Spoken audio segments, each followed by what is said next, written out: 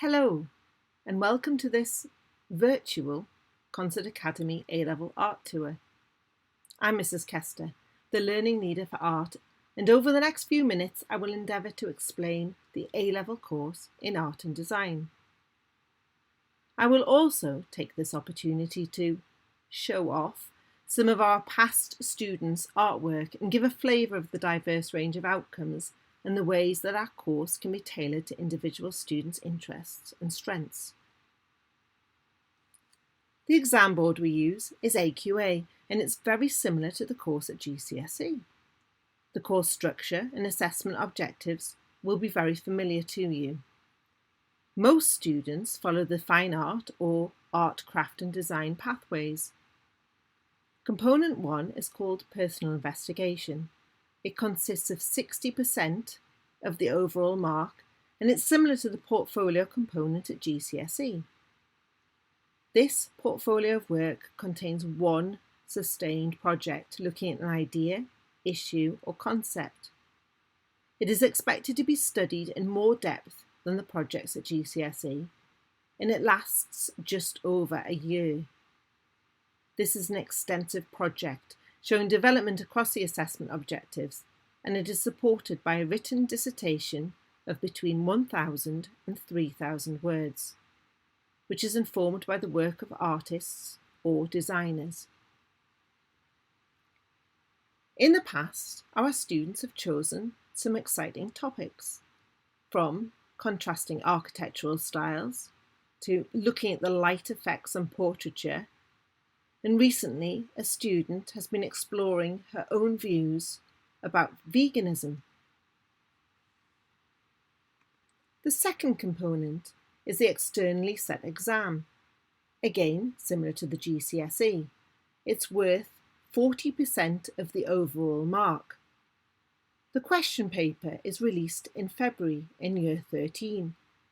You select from the choice of titles and then research and prepare for a 15-hour supervised exam. The example on this page is a large cardboard installation painting produced in 15 hours of supervised time. These portraits formed part of a portfolio of one of our students last year. That particular student is now studying fine art at Lancaster University on a scholarship. This is a student I mentioned earlier looking at veganism. By initially making several studies of meat and animal organs in a range of styles using different materials, you can see here the range and the quality of work.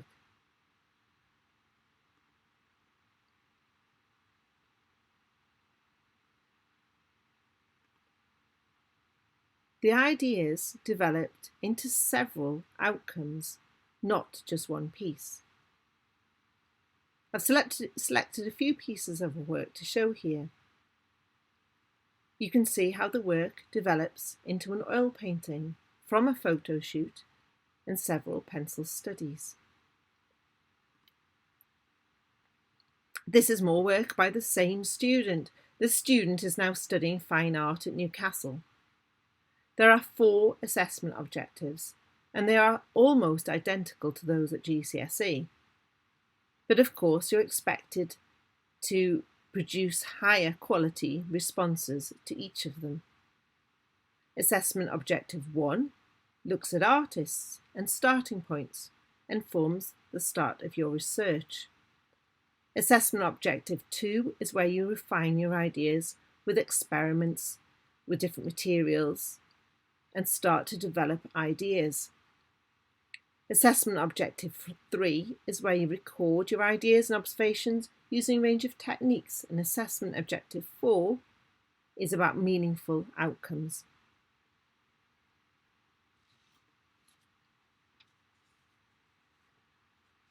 A-Level is more independent than GCSE.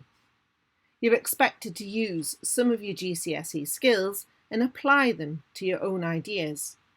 Many students choose to explore different scales and unusual materials. This student produced both of these pieces while exploring different techniques, producing very different outcomes. These students looked at sculpture and abstraction, while these students looked at the effects of light and colour in art. Because of the independence and skill level required on this course, we would recommend a grade 6 at GCSE to be able to access this course.